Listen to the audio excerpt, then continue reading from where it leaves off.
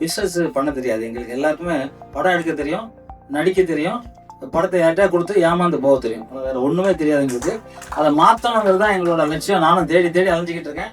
நீங்கள் கிடைச்சிங்க. அதே மாதிரி விஜய் சார் அதே மாதிரி தான் ஒரு லெவல் பண்ணிக்கிட்டு இருக்காரு. அந்த இனிமே ஏமாறக்கூடாது நான் தான் நினைக்கிறேன். ஃபர்ஸ்ட் டைமாக சினிமா ஃபங்க்ஷனில் கன்ஸ்ட்ரக்டிவான ஒரு மீட்டிங் இப்போ நடந்திருக்கு. நாங்களும் இதை பற்றி நான் எந்த ஆடியோ லான்ச்சில் பேசினாலும் நீங்கள் யூடியூப்பில் போய் திருப்பி தேடி பார்த்தீங்கன்னாலும் நான் எந்தெந்த ஆடியோ லான்ச் மேடைகள் எந்த சினிமா ஃபங்க்ஷனில் பேசினாலும் இண்டஸ்ட்ரியோட டெவலப்மெண்ட்டுக்கு ஆக்கப்பூர்வமாக ஏதாவது ஒரு விஷயங்கள் ஒரு பாயிண்டாவது பேசியிருப்பேன். ஸோ இந்த விஷயம் சொன்னோன்னே நான் உடனே கிளம்பி வரேன்னு நான் கண்டிப்பாக இதில் நான் ஒரு பார்ட்டாக இருப்பேன் அப்படின்னு சொல்லிட்டு நான் வந்தேன்.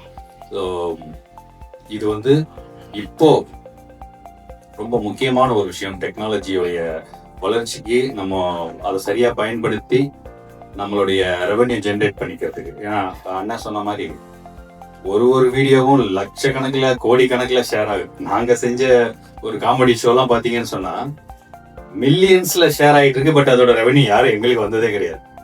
ஸோ அதனால் டிஜிட்டலி அது ஒரு பெரிய விதமான ஒரு ரீச்சை இன்னும் கொடுத்துருக்கு. ஸோ அதுக்கான ஃபர்ஸ்ட் முன்னெடுப்பு. பட் இது அவ்வளோ ஈஸியும் கிடையாது எனக்கு தெரிஞ்ச வரைக்கும். பட் சென்ட்ரல் கவர்மெண்ட் இருக்கிறதுனால அது கொஞ்சம் சாத்தியம். ஈஸி ஏன் கிடையாதுன்னு சொன்னால் இதில் இப்போ ஏற்கனவே எக்ஸிஸ்டிங் மார்க்கெட்டில் இதை பர்ச்சேஸ் பண்ணுறவங்க அவ்வளோ சீக்கிரத்தில் இதை விடுவாங்களா, அதுக்கு எப்படி இதை கொண்டு வருவாங்கன்றது உங்களுக்கு பெரிய சேலஞ்ச்.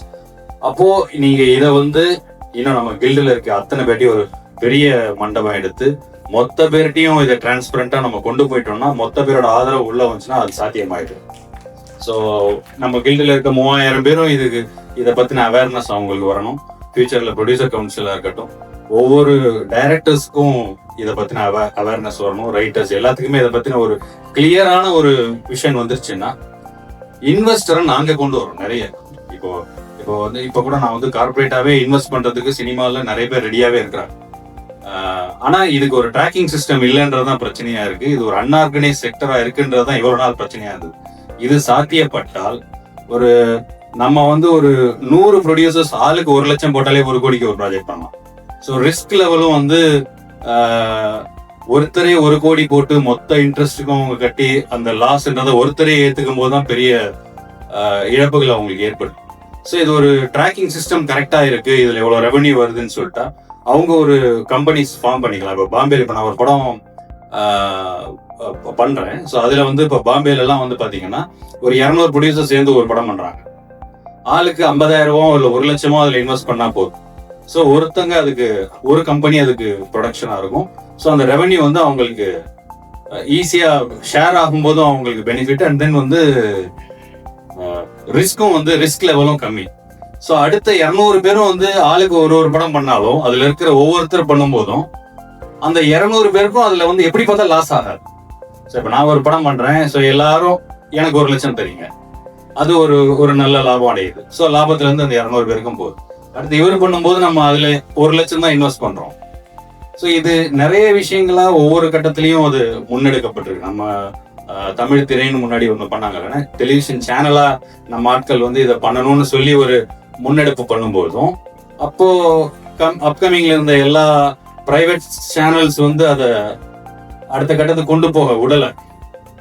ஸோ அது மாதிரி ஒவ்வொரு நல்ல விஷயங்கள் வரும்போதும் சவால்கள் பின்னாடி பெருசா காத்துட்டு இருக்கும். அதை செய்ய விடுறதுக்கு ரொம்ப கஷ்டம், அதை பண்ண விட மாட்டாங்க, அதான் உண்மை. ஸோ அது பண்ணணும் அப்படின்னு சொன்னா இதை பத்தின அவேர்னஸ் எல்லாருக்கும் முதல்ல நீங்க ஒவ்வொரு மெம்பர்ஸுக்கும் கொண்டு போய் சேர்த்தணும். அவங்களோட பலம் உங்களுக்கு வந்துச்சுன்னு சொன்னா ரொம்ப ஈஸி ஆயிரும். அண்ட் தென் இப்போ இது எப்படி அது சாத்தியம் அப்படின்னு சொன்னா டெக்னாலஜி ஸ்ட்ராங் ஆனதுனால எப்படி சிசிடிவி கேமரா வந்ததுக்கு அப்புறம் திருட்டு ஒரு 50% கம்மியாயிருக்கு. அது மாதிரி இப்ப டெக்னாலஜி வந்துருச்சு. ஏன்னா இந்த வீடியோ ஒரு வைரலா எல்லாருக்கிட்டையும் ரொம்ப ஈஸியா போயிடும். நம்ம எல்லாத்தையும் கூப்பிட்டு சொல்லணுன்றது இல்லை, எல்லாருக்கிட்டையும் அது ஈஸியா வந்துடும். ஸோ வரும்போது இது ரொம்ப ஸ்ட்ராங் ஆகிடும். இந்த ட்ராக்கிங் சிஸ்டம் ரொம்ப ஈஸியாக இருக்கும். அண்ட் இன்னொரு முக்கியமான பாயிண்ட்னா இப்போ அந்த செலிபிரிட்டிஸோடைய அந்த வேல்யூ நீங்கள் சொன்னீங்க. இன்ஸ்டாகிராமில் எவ்வளோ ப்ரொஃபைல் எவ்வளோ பேர் இருக்கிறாங்க, என்ன அவங்களோட ஆர்டிஸ்ட் காமெடியனாக இருக்கட்டும், ஒரு ஹீரோயினாக இருக்கட்டும், அவங்களுக்கு என்ன ப்ரொஃபைல்ன்றதை பேஸ் பண்ணி தான் பிஸ்னஸ்ன்னு சொல்லி. பட் இங்கே என்ன ஒரு பெரிய அவேர்னஸ் இல்லைன்னா, செலிபிரிட்டியாக இருப்பாங்க, அவங்க எந்த ஊருக்கு போனாலும் அவங்களுக்கு தெரியும். ஒரு சாதாரண காமெடி ஆர்டிஸ்டாக இருந்தாலும் இல்லை ஒரு ஹீரோயினாக இருந்தாலும் எந்த கடைசி கிராமத்துக்கு போனாலும் தெரியும். அவங்களுக்கு டிஜிட்டல் பிளாட்ஃபார்ம்ல எப்படி அவங்களை எக்ஸ்போஸ் பண்ணிக்கணும்னு தெரியாம இருக்கும். ஸோ அதுக்கு என்ன ஒரு விஷயம்னா, இப்போ அவங்களுக்கு ஒரு ஐடி கிரியேட் பண்ணிட்டு ஒரு வெரிஃபை டிக் இருந்துச்சுன்னா ரொம்ப ஈஸியா வந்து அவங்களோட ஃபாலோவர்ஸ் நம்மளால ஆர்கனைஸ் பண்ணிட முடியும் எல்லாத்துக்குமே. ஸோ அதுக்கு வந்து ஒரு ஸ்ட்ராங்கான ஒரு இனிஷியேட் நம்ம எடுத்தே ஆகணும். அது நடிகர் சங்கமும் செய்யணும், கில்டில் இருக்க ஒவ்வொரு ப்ரொடியூசருக்கும். இப்போ நான் என்னோட ப்ரொடியூசர் கம்பெனி நான் வச்சிருக்கேன்னு சொன்னா, என் கம்பெனியில் இருக்க நான் ஆக்சுவலாக ஒரு ப்ரொடியூசர்ன்றத நம்மளோட கம்பெனி ஒரு வெரிஃபைடு சோஷியல் மீடியாவில் வெரிஃபைட் டிக் வாங்குறதுக்கு என்ன ஒரு ஸ்டெப் எடுக்கிறத இதுவாக்கணும்னு சொன்னா ரொம்ப சீக்கிரமாவே எல்லாருக்கும் ஃபாலோவர்ஸ் வந்து ஆர்கானிக்கா பில்ட் ஆயிடும். ஸோ அது நமக்கு இன்னும் அடுத்த கட்டத்துக்கு ஹெல்ப்ஃபுல்லா இருக்கும். ஸோ கண்டிப்பா இது வந்து ஒரு நிறைய நம்ம என்ன டிஸ்கஸ் பண்ணுவோம் ஃபியூச்சர்ல. பட் இது ஒரு ரொம்ப ஒரு நல்ல ஒரு முன்னெடுப்பு.